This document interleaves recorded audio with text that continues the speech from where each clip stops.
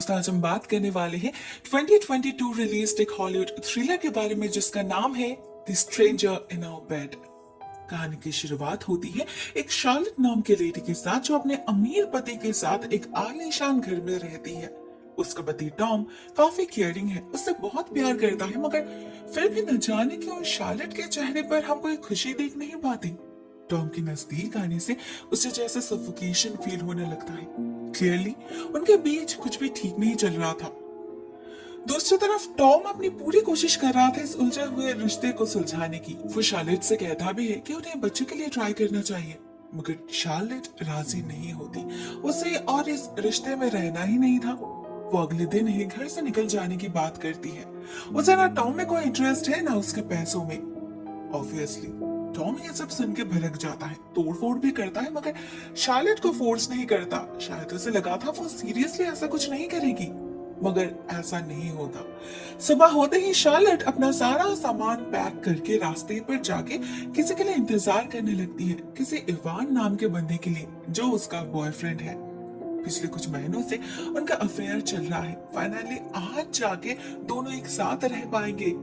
बहुत खुश दिखाई दे रही थी शार्लेट, बिल्कुल किसी आजाद पंछी की तरह खुले हवा में सांस ले रही थी। मगर जब बहुत बार कॉल करके भी इवान का कोई रिप्लाई नहीं आता, तब वो थोड़ा सा टेंस्ड होने लगती। खुद ही इवान के घर चली जाती है उससे मिलने, ये जानने उसे आने में इतना वक्त क्यों लग रहा है।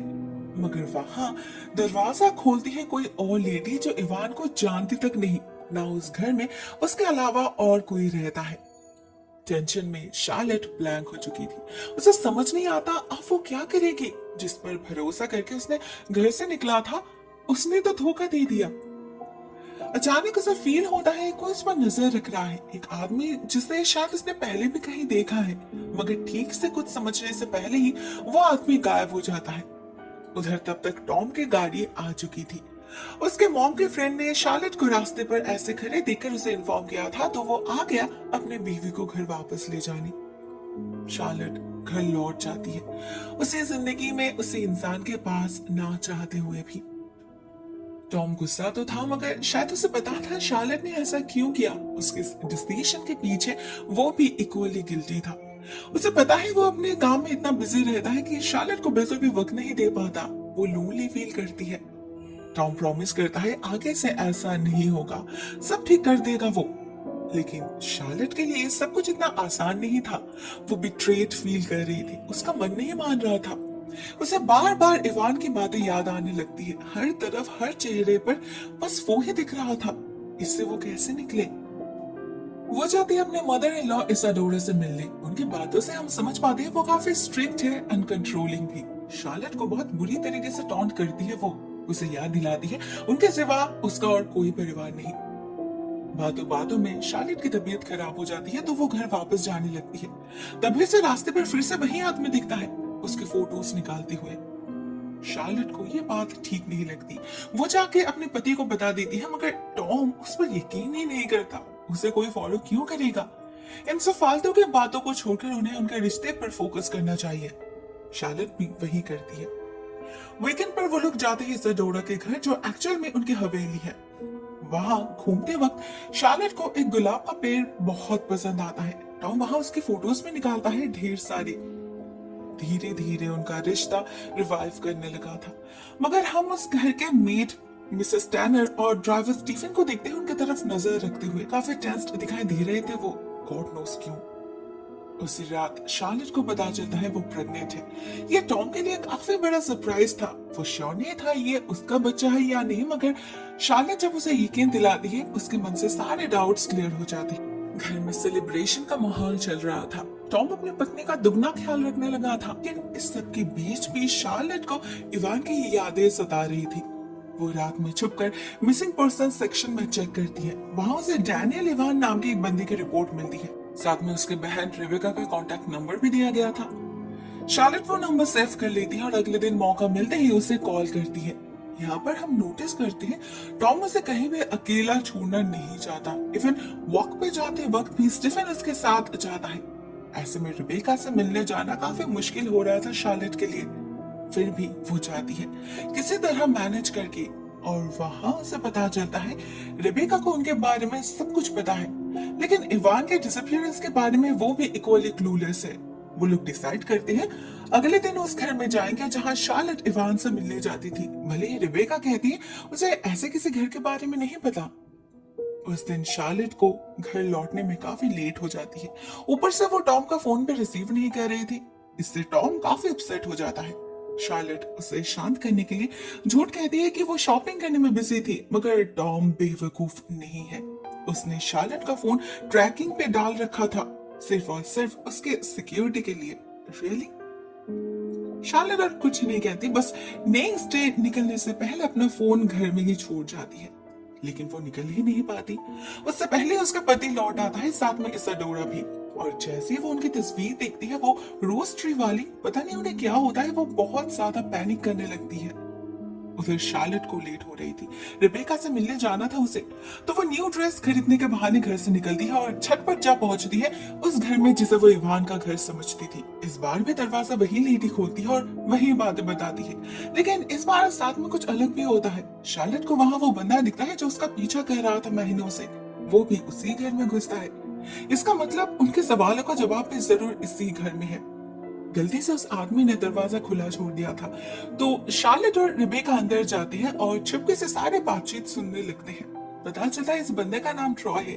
मे बी उस लेडी का बॉयफ्रेंड है वो। किसी ने उसे और इवान दोनों को ही हायर किया था शार्लेट को फंसाने के लिए। इवान का काम था उसे सिड्यूस करना और उसका उनकी फोटोज निकालना। ढेर सारे फोटोज है उसके पास जो उसने इसी घर में छुपकर निकाला था।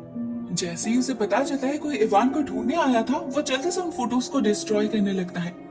अब उसकी हरकतों से वो लेडी समझ जाती है उसने जरूर कुछ गलत किया होगा इस घर में, तो वो बदले में पैसा मांगती है और उसका मुंह बंद करने के लिए ट्रॉय उसे कुछ कीमती चीज देने की बात करती है जो इसी घर के लॉकर में है, मगर चाबी उसने घर में ही छोड़ आया है।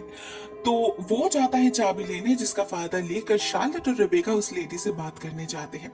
उन्हें वो चीज देखनी थी, मे बी उससे उन्हें इवान के बारे में कुछ क्लू मिल जाए। तो वो लेडी लॉकर को तोड़कर अंदर से एक नेकलेस बाहर निकालती है, जिसे देखकर शार्लेट चौंक जाती है। ये तो इसाडोरा का है, मतलब वो है इस सब के पीछे। इतने में दरवाजे पर कोई नॉक करता है। वो लेडी जाती है देखने और इन दोनों को छुपने के लिए कह जाती है। सबको लगा था ट्रॉय होगा, मगर ये कोई और था जिसने ब्लैक हुडी के पीछे अपना चेहरा छुपा रखा था।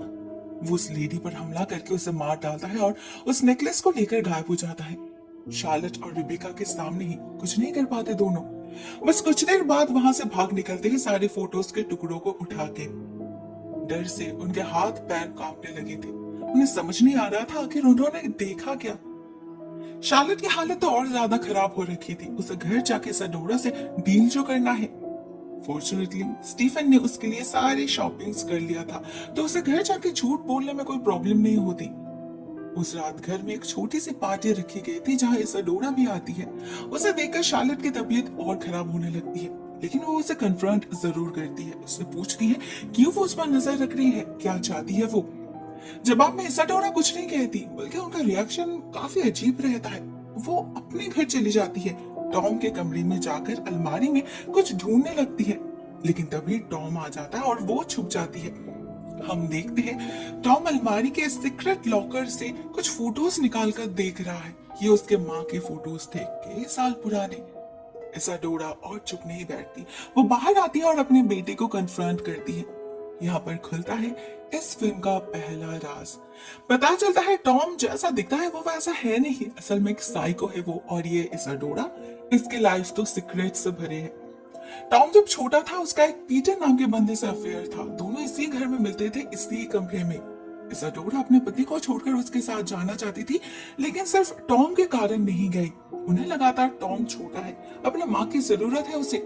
उन्हें क्या पता था टॉम को सब कुछ ऑलरेडी पता है। इसी अलमारी में छुपकर उनके प्राइवेट मोमेंट्स एंजॉय करता था, वो फोटोज निकालता था।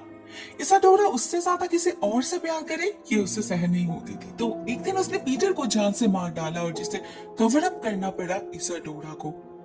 बचपन से टॉम बहुत ही ज्यादा सेल्फ सेंटर्ड है, पॉसेसिव है, अपने अलावा और किसी के बारे में नहीं सोचता। किसी चीज को शेयर करने की आदत ही नहीं है उसकी, वो इंसान ही क्यों ना हो। इसाडोरा को उसकी इन आदतों के बारे में पता था, तो जब उसने सुना उसने अपनी चीटर वाइफ को एक्सेप्ट कर लिया है, उसे शक होता है और वो समझ जाती है इसके पीछे जरूर कोई और वजह है। आज वो वही पता करने आई थी, मगर बदले में टॉम उसे ऐसे घायल कर देता है कि बेचारी को दौड़े पड़ने लगते हैं। वो बच नहीं पाती, अपने ही बेटे के हाथ मरना पड़ता है उसे। On the other hand Rebecca उन फोटोज को जोड़ने की कोशिश कर रही थी, मगर उसे कोई क्लियर क्लू नहीं मिल रहा था। शार्लेट भी कुछ समझ नहीं पा रही थी, ना वो टॉम से कुछ कह पा रही थी। एट लास्ट रेबेका हार मान लेती है। उसे डर लगने लगा था कहीं इस चक्कर में उसकी जान ना चली जाए। वो शार्लेट से कहती है उसे और कभी कांटेक्ट ना करने के लिए।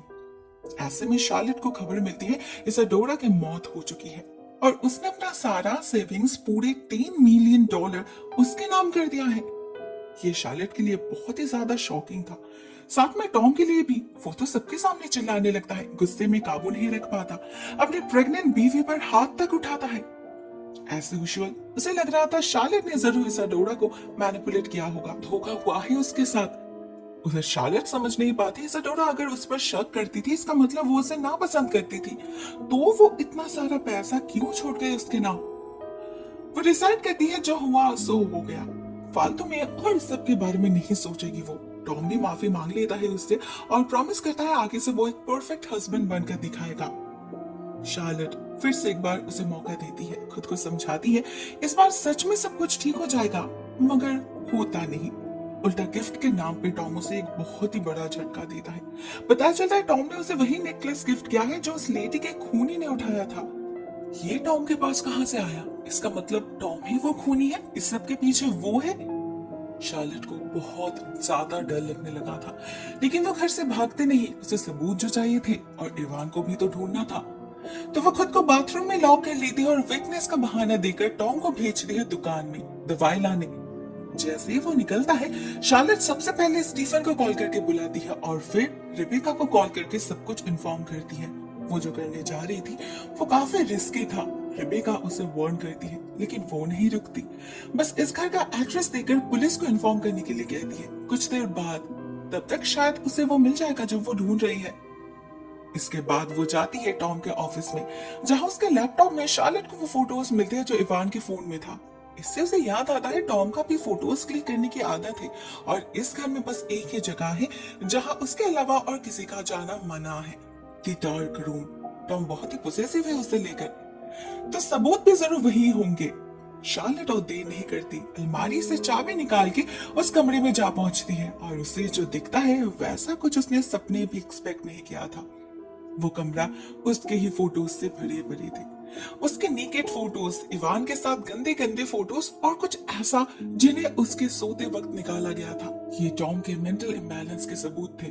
कुछ उसने खुद क्लिक किया होगा और कुछ उस ट्रॉय ने। शार्लेट को वहां अपने कॉलेज टाइम के फोटोज पे मिलते हैं, मतलब टॉम उसे तब से फॉलो कर रहा है। जब वो इन सारी चीजों को एनालाइज करने की कोशिश कर रही थी तभी टॉम आ जाता है और शार्लेट को पता चलता है दूसरे राज के बारे में। इवान को टॉम ने ही हार किया था शार्लेट को सीड्यूस करने के लिए, उसे टेस्ट करने के लिए, जिसमें वो फेल हो गई। वो कब उससे मिलती थी, कहाँ जाती थी, उसे सब पता था, मगर उसने कभी कुछ नहीं कहा। लेकिन धीरे धीरे बात हाथ से निकलने लगी थी। शार्लेट और इवान एक दूसरे के प्यार में पड़ चुके थे। इवान तो एक रात उसके घर तक आ गया, उसे ये बताने कि वो शार्लेट को अपने साथ ले जा रहा है, उसे और कोई पैसा नहीं चाहिए, वो शार्लेट को सब कुछ बता देगा। टॉम से और सह नहीं हुआ, उसका प्लान उसी पर भारी पड़ रहा था, तो उसने इवान का खून कर दिया इसी कमरे में। शार्लेट को वो हर्ट करना नहीं चाहता, लेकिन अपने पास कैद रखना जरूर चाहता है। उसके दिल में प्यार हो या ना हो, शार्लेट को उसके साथ ही रहना होगा। उसने उसे माफ कर दिया, क्या इतना ही काफी नहीं है? लेकिन शार्लेट उसका प्लान समझ चुकी थी, तो वो भागने की कोशिश करती है। बदले में टॉम उसे मारकर बेहोश कर देता है और फिर जिंदा दफनाने की कोशिश करता है उसी व्हाइट रोज के नीचे। शार्लेट अगर उसकी नहीं हो सकती तो किसी और की भी नहीं होगी, और वैसे भी उसे कुछ ज्यादा ही पता चल चुका है। उस लेडी का खून होते हुए भी तो देख लिया था उसने। शार्लेट का सेंस लौटते ही उसे अपने पास एक स्केलेटन दिखता है, काफी पुराना, मतलब इस पागल टॉम ने इससे पहले भी किसी का खून किया था, मगर इस बार वो सक्सेसफुल नहीं होता। शार्लेट उस कंकाल के खोपड़ी से मारकर उसे बेहोश कर देती है और टॉम गिर जाता है उसी गड्ढे में। तब तक स्टीफन और पुलिस दोनों ही आ चुके थे, तो शार्लेट उन्हीं की तरफ जाने लगती है। उसे क्या पता था टॉम जाग चुका है और फिर से एक बार उसी पर हमला करने आगे बढ़ रहा है। इस बार स्टीफन उसे बचाता है, शूट कर देता है अपने मालिक को पुलिस के सामने ही। नहीं, उसे जेल नहीं होती, शार्लेट उसे सपोर्ट जो करती है। देखते देखते कुछ महीने बीत जाते हैं और शार्लेट एक हैंडसम बेबी बॉय को जन्म देती है। अभी वो इस एस्टेट की मालकिन है, उसे सब कुछ संभालना पड़ता है। एक दिन इसाडोरा के पेपर्स देखते वक्त उसे पता चला है घर के केयरटेकर मिसेस टैनर को हर महीना $1000 करके दिया जाता है। अभी भी उसे जानना था क्यों। उसने कई बार नोटिस किया था टॉम और मिसेस टैनर के बीच बिल्कुल भी नहीं बनती, हमेशा एक कोल्ड वॉर चलती रहती थी।